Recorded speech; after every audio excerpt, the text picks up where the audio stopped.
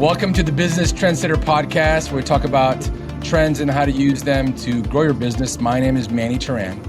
And I'm Adam Hartung. We are Spark Partners. Thank you for joining us today on our podcast to learn about how to grow your business by understanding trends. Go to our website at sparkpartners.com. Adam, I am holding my wallet here. I've got my wallet. There's credit cards in there, a little bit of cash, and I'm going to go invest some money somewhere. So I can invest in any number of things. I can invest in the stock market. I can invest in a startup. I can invest in some cryptocurrencies. But you know what? I'm thinking about investing in a company, and I'm interested in how they are interacting with the environment. How do they see the environment? I'm interested in how they say, for instance, I'm a big environmental person. So tell me a little bit about the landscape regarding how I can spend my money in a way that aligns with my environmental awareness. Sure. So this is part two of a three-part series we're doing around the big megatrend of environmental awareness. And the last one we did, we got into the electrification movement and why that's a good thing and what opportunities it creates. Today, I wanted to focus us on, as you pointed out, investing. And there is a movement called ESG Investing. It stands for Environmental Social Governance. Now, to me, the three words don't come together well, but hey, it got labeled this a few years ago, and it seems to have stuck pretty well. And the reality is that in America, the laws are written in such a way that the board of directors have a fiduciary responsibility to the investors. That's it. They have no responsibility to the customers. They have no responsibility to the suppliers. They have no responsibility to their community. They are to look out for the investors first. That's the way the laws have been created through the courts. This wasn't written that way in some sort of a congressional mandate. The courts interpreted over time as the modern corporation has been created. And so for the longest time, you'd say, well, what if a company, was just a nasty company and they were a polluter and they did bad things? And the reality is that very little could happen to them. Unless they violated laws, specific laws that they could be punished for, nobody really cared. And the Chicago School of Investing, which was very, very narrow, Milton Friedman, and it was all about, you look at the returns. You look at how much money you put in and how much money you get out. But about 15 years ago, people started saying, maybe it isn't good if we keep giving money to corporations that behave badly. That might be a bad idea. Well, again, a lot of people shrugged it off. MBA students arguing about it in class would end up saying at the end of the day, why should I bother? It's all about we're here to make money. But about 4 or 5 years ago, this started to take hold because some of these organizations got close with big investors like pension funds. And they were saying, maybe you should really take this serious. If the business leaders themselves will not take their environmental, social responsibilities in tow, and they will not apply good governance around some of these other factors, environment and social, then maybe the investors need to do so. And so they started really pushing on that. And again, this was sort of seen as a bit odd of, that then some some private equity firms were created, and they raised the money saying, we're only going to do ESG investing. And boom, they were able to raise, $500 million, $700 million. These really big investors came and put money into these private equity pools. So it looked like, hey, people are paying attention to it. Then one of those groups went off and bought a small piece in Exxon, very small, something that you and I could have afforded to buy. And they used that when the proxy season came up to lobby and say, look, the board of directors of Exxon have been lying to the populace for years about the impacts of carbon fuels. And so we should really pay attention to this. We need to change the way Exxon does business. And the board of directors said, hooey, fooey, balooey, I don't care. The CEO and chairman said, hooey, fooey, balooey, I don't care. I'm not paying attention to it. But this little outfit, they kept after it. The proxy season came up. They went out for the votes. They solicited these big investors like the pension funds. And by golly, they won. And they were able to remove 3 board members from Exxon Corporation and replace them with their own board members who were much more environmentally oriented. And I think this really changed. That was a sea change. From that point, people started to say, you know what, this really is serious. Right. And so now the reason I think it's good on our show, because I know that a lot of our listeners aren't publicly traded companies, but the money is shifted, and where the money is being invested has shifted, like you talked about with your wallet there. So I, for example, about a dozen years ago, worked with a fellow out of Europe, and we created a company we called Soper Film Energy. And it was to invest in oil and gas. But we are very specific. At the time, fracking technology was coming along, and we learned that you could take an existing well where the reserves were perfectly known. But literally, this had been mapped out over 20, 30 years. The well had sort of played out. It wasn't producing anymore. What you could do is you could go into that well, you could frack it, and then it would start flowing again, and you could start to make money off of it again.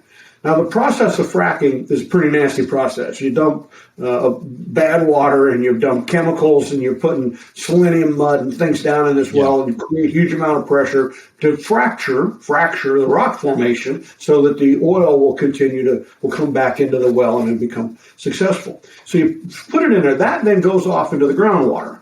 But then what doesn't go in the groundwater, you pump it back up, and it's just really nasty stuff. You talked about it on one of our episodes, They put it in, they usually built an artificial pond, or maybe they would get a whole bunch of liquid containers, and then, like the railroad-sized containers, and they would fill them up with this sludge that then they had trouble dealing with, right? And so now you got this nasty byproduct. But, all over the Midland Permian Basin, nobody cared. They had fracking wells every day, became a big business, and people were going crazy. And we invested in that. We did well, raised some money, put it in there, and we took small interest in a bunch of wells, and the people that were doing the fracking had no trouble raising a lot of money. Today, if you said, I want to go set up a fund, and what we're going to do is we're going to go frack wells, I don't care if it's Texas or wherever, you would struggle to raise any money at all, right? The money isn't going to go into something that's known to be environmentally hazardous and a bad play. But if you said, hey, I'm interested in doing electric charging stations, which was a topic we covered last week on our show, right? Then there's a lot of people sitting there saying, I like, talk to me about this. I mean, that's an environmentally good, decision. We're going to have electric cars. That's good for the environment. The charging station would be good for the environment. So what I'm trying to push upon our small and mid-sized people that the discussion with investors has changed. Equity investors and banks. People are now paying attention to your environmental and your social footprint. Well, are you doing things that are good, or are you doing things that are bad? And to the extent, a number of these investors have created scorecards. Now, this isn't something you can go pull down off of a website and say, here's the scorecard for ESG investing. But I've heard of a lot of different investors that have said, I have to fill out this scorecard to look at my environmental social footprint before anybody's going to invest. And then they want to know that I've got good governance that'll keep me from wandering off the path.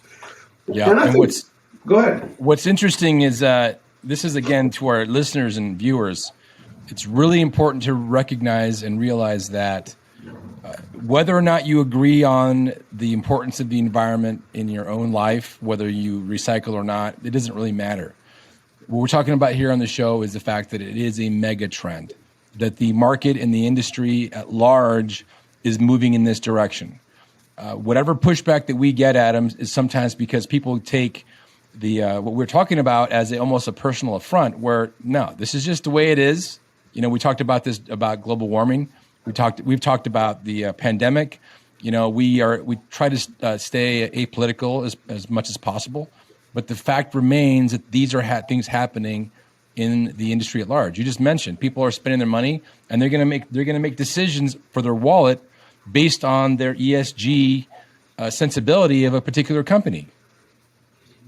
Yeah, I think, again, I talk about my canoe. My canoe is my investment vehicle, and if I put my canoe in a lake, I got to paddle hard to get anywhere, right? That's the notion that, if I invest in businesses that are stagnant, then don't expect to get much in the way of return. If you want to make money, you want to put your canoe in the river, right, to where you go where the water's rushing and everything's moving forward, and you don't have to work that hard to make some money. So when we invest, we want to find these companies that are in the river, right, that they're going downstream. They're able to continue to grow because it's easy, because they're on a trend. So right now today, for example, investing in fossil fuels, not on trend. So it doesn't matter your opinion of coal, whether you think coal's nasty or you think it's not nasty. It doesn't really matter. The reality is that vast majority of investors and the vast majority of people, the vast majority of regulators think that coal is not a clean fuel. They think it's a very dirty fuel, and they think it's damaging the environment. Environmental awareness is our megatrend. It's damaging the environment, and therefore they're constantly saying we don't want coal. So you're fighting a trend if you try to invest there. It doesn't matter how you feel, and it doesn't matter what you believe, it doesn't matter what fact set you pulled up. The reality is that you're fighting the trend. On the other hand, if somebody comes along and says, hey, I have a great way to go out and do solar energy, maybe selling solar shingles, putting solar on shingles on people's roofs, doing solar projects for small commercial buildings, people are going to be really interested in that. They're going to say, hey, I want to know what's happening here. Are you able to come up with economical solar solutions that are transportable? That kind of thing. Then they would say, I'm looking to put my money in. You want to put your money on the trend, right? You want to be there and say, hey, if somebody came up a few years ago, I had a meeting with a company and they figured out how to put solar panels on top of commercial buildings without permanently attaching them to the building. And they could be up there even in a storm. But why was this important? Because if you took a company like Walgreens or CVS, a number of these major retailers, they often don't own the building. So what happens is they rent this building, and then they've got a roof, and you say, well, hey, you could go put this system on your roof, and it would pull down the electricity, and you get more solar power out of it. And then if you leave after 10 years, you could take it with you to the next facility, right?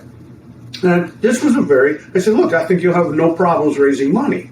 Because what's happening is you're right on this trend. It allows the company to say we're being more environmentally friendly. And in fact, Walmart came along and said, oh, we love this idea, not to produce all of our power, but we have a peak problem in the afternoon when it gets really hot. Our energy demand goes way up, and we use enough energy that it causes a problem in our local communities. If we put this on as an extra system, and we know we can take it down and take it with us wherever we go, then this is going to be really helpful for us managing our peak electric demand at Walmart. So I hooked up with this company, right?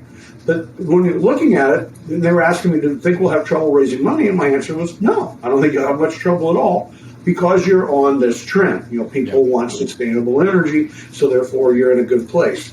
And so that's where I think I want our audience to listen, is that this ESG movement is something that's very important if you're going to go out there and talk to bankers, talk to investors, think about what you're trying to do to raise money. You want to be out there where you're being, environmentally and socially good. We can get into things like, for example, how do you use Facebook? How do you use social media?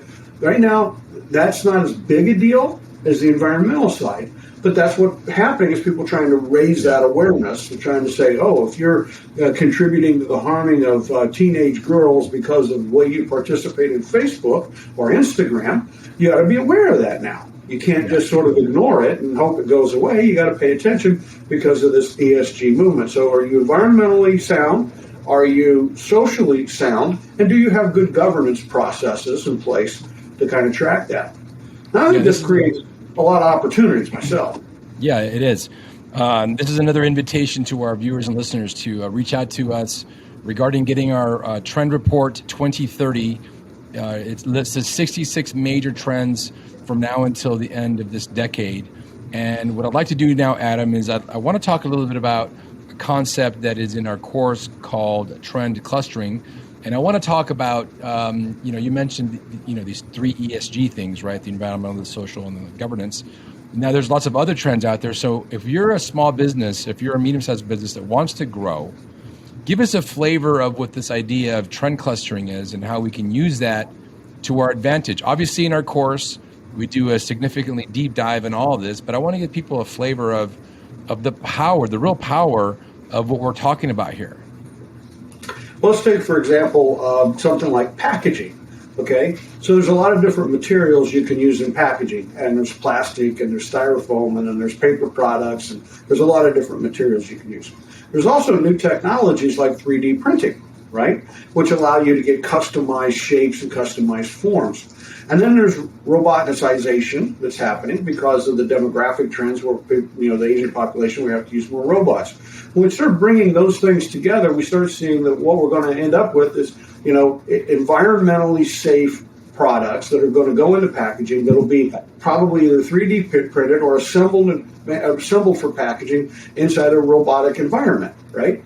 So there you've got a cluster of trends. So if you said, hey, I want to go out, I've got an idea how I could 3D print the packages for something that's coming off an assembly line, you would get attention because you've got the technology, you've got the roboticization, you've got probably some artificial intelligence that's going along with that in the programming, and you've got environmentally sound practices. Now you've got a whole cluster of trends that you're appealing to. Your odds of being successful go up the more trends you're appealing to whenever you attempt to address the marketplace. Yeah, that's a very powerful notion of how really the mindset of the leadership of a company can be looking for adding additional trends, or like you mentioned earlier, the idea of the river, putting your river in something, or putting your canoe in the river will actually take you further faster with a lot less work. And of course, when you're making lots of money and when you're hitting on a trend, you're successful. It really helps your company. It helps the community at large. It helps the market. So it's a wonderful place to be. And I think that's a great concept that you mentioned there, Adam. Well, let's take another one, for example. Hydroponics. You used to say that word and it meant growing marijuana. Hopefully that's not as true today as it used to be at one other time. And if it is, it's okay these days anyway. Yeah. But the reason I bring it up is because hydroponics is a very, very low water way to grow. That sounds weird. I'm growing in water. It's hydroponics, right? But the reality is that you're using the same water. You're either recycling it, you're adding things to it. It's not the type of farming or growing of vegetables where you have dirt. You pour the water on the dirt, it's gone. You got to get more water poured on the dirt. It's gone. More water poured on the dirt. So the hydroponics is where it started. We now have forms of that with indoor farming, where it does to some extent do the old-fashioned technique. They'll take a building, they'll put a lot of dirt in it. Usually it's a different kind of dirt. They get the soil mixture just right, and then they pour the water on it. But the water then either goes through the dirt and it's recaptured and reused through the system because it's indoors, or it emanates out of the leaves of the plant, and then you capture it again in the humidity in the air, you store it, and you reuse it. So the amount of new fresh water you need to grow the vegetables goes way down. So indoor farming, hydroponics are very sustainable. Now let's think about the fact that you have a lot of gas stations that are going to go away. So, okay, we're going to have these locations that have gas stations and mini marts. Are these something that you could convert into some, get rid of, clean them up? That's going to be on trend, clean it up. And then maybe put some kind of a small indoor farming establishment there to grow some vegetables. Then what happens is now you're appealing to the farm to table concept. So we can take this, what could be, somewhat suburban or even urban environment. We took the gas station out. That's on trend. We put in this other indoor farming, and now we grow vegetables, and people can buy their fresh vegetables down the street, grown indoors, instead of having to get something that was grown in Mexico and shipped a few hundred miles to their house. So we've clustered up a bunch of trends, things that people are interested in, and we've now put them together in a business idea, which is, let's go out and grow vegetables in real estate that's got diminishing value because of its past use is going away, and it gives us a new use for it. Exactly. I have a bit of an update for our viewers and listeners of a particular podcast that we did. I think it was well over a year ago, actually one of our first ever podcasts. It was an organization called Stackhouse, if you remember that particular podcast, Adam. And what's interesting is that they were founded here in Tucson. They moved to Denver. This is about when we spoke to them before they moved. We kind of talked to them about the fact that their affordable housing push was a bit of a fallacy because you could buy an actual piece of land for about the same, if not a little bit less than a stack house. And I think in concept, it sounded awesome, but in practice, and the trend was not really aligned with that. And as you remember, he had a little bit of a difficulty with the value. And I just got this news this morning about the fact that they made this foray into Colorado. It was unsuccessful. and they are now turning towards Puerto Rico to build luxury housing for crypto investors. Man just cannot avoid a fad, can he? So, Puerto Rico's got a lot of issues. They're not a country and they're not a state.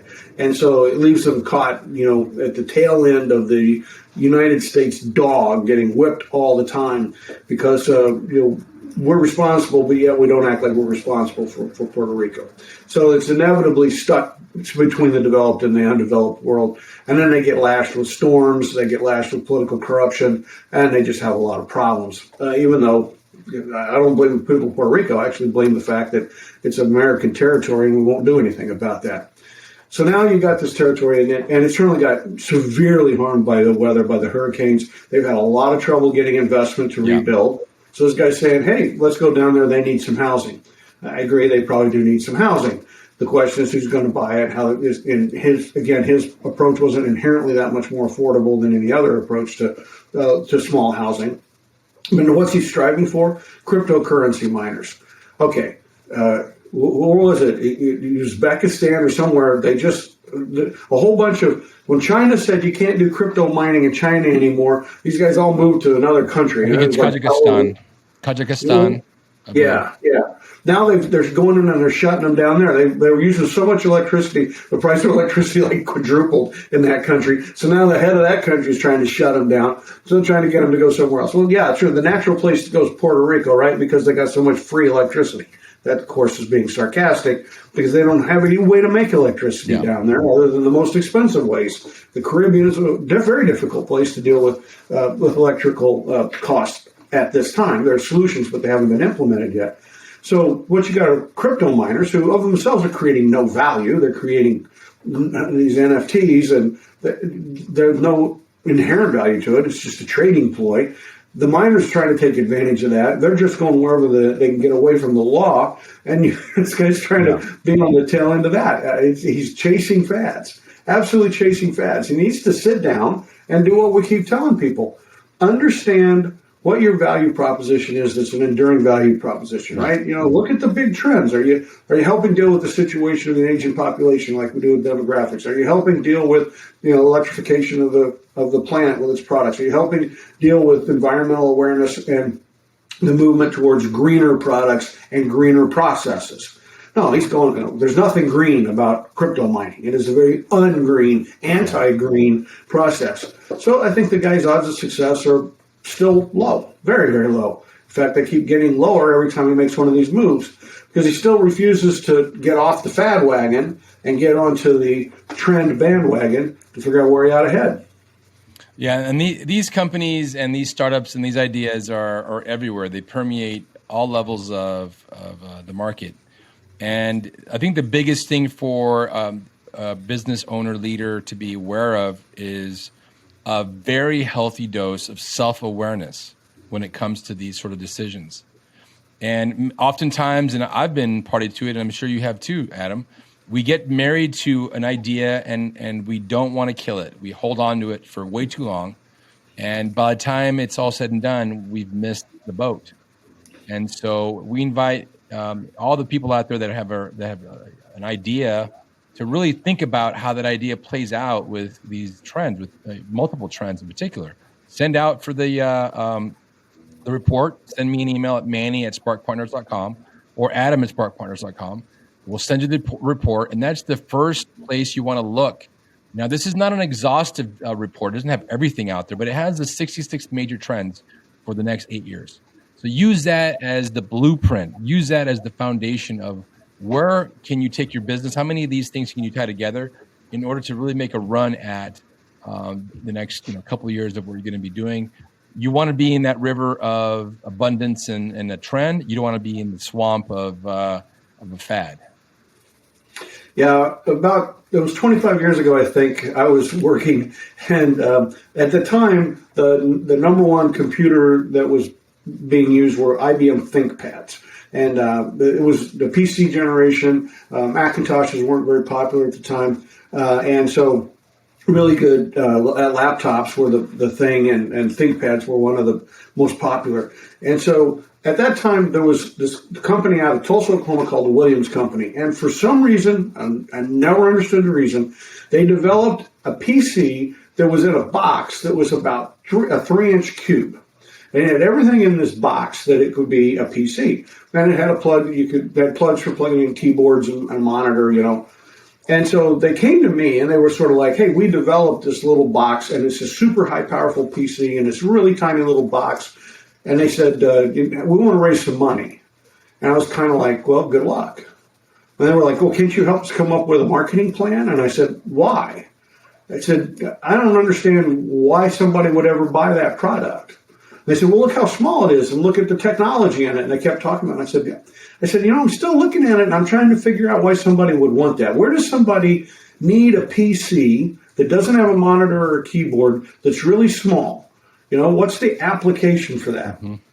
And what had happened was they got on this trend of miniaturization, and the PC, which had been a big, desktop machine, was getting smaller and smaller, better and thinner, and all this kind of stuff. And they just kind of went down that road with development. Williams was a pipeline company, an oil pipeline company out of Tulsa. And they kept pouring all this money into it on this technology side. And it was a technology that in search of a market. Once they got it built, I couldn't think of a good application. What year was this?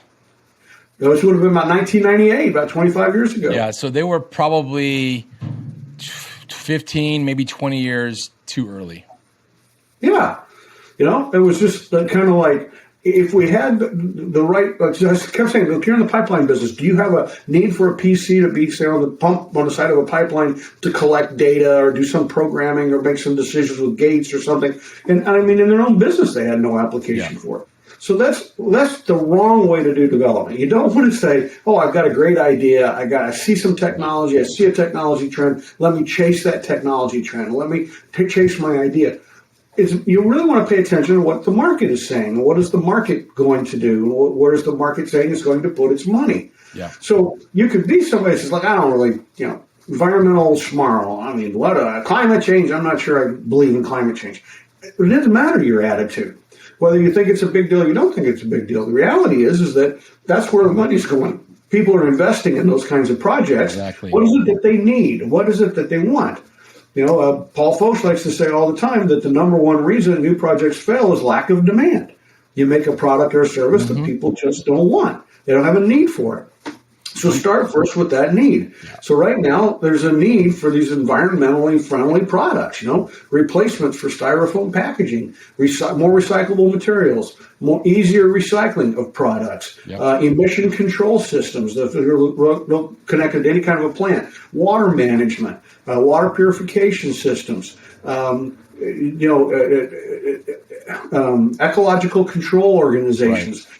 There's a lot of opportunities being born out of this right now. Last week when we were talking about electrification, we talked about the company in Phoenix that had the new way to clean up water chillers that uses a lot less water.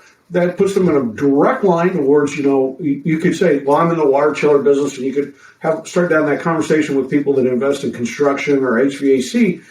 I don't know how much interest they're going to get, but if you start with, I have a way that we can keep chillers much cleaner, much more efficient, and they use 1/10, 1/20 the water. Whoa, people will start right there with that. Now, tell me about what it is you do, right? So you tell to the trend. I'm going to save you electricity. I'm going to save you energy. I'm going to save you water. Then, okay, I've talked to the trends. That sounds like a big deal. Now let's talk about what your product is and how it's used and the economics of use and that sort of a thing. It doesn't start with the hardcore economics nearly as often as it starts with being on a trend. Yeah, and I think a lot of that is just 2 ears, 2 eyes, listening, watching, reading, and really thinking about what's happening in the world with trends. And I think the biggest tool that we know of is our course called Think Innovation. It really helps to change your mindset to think like an innovator and really look at the business world in a very, very trend forward way. So with all these things we've talked about, I mean, this is our cry. We constantly talk about trends. We talk about understanding your customers, and we talk about understanding your competitors. Very important, and of course, our course is the foundation that can help in really giving you that fortitude, that wisdom.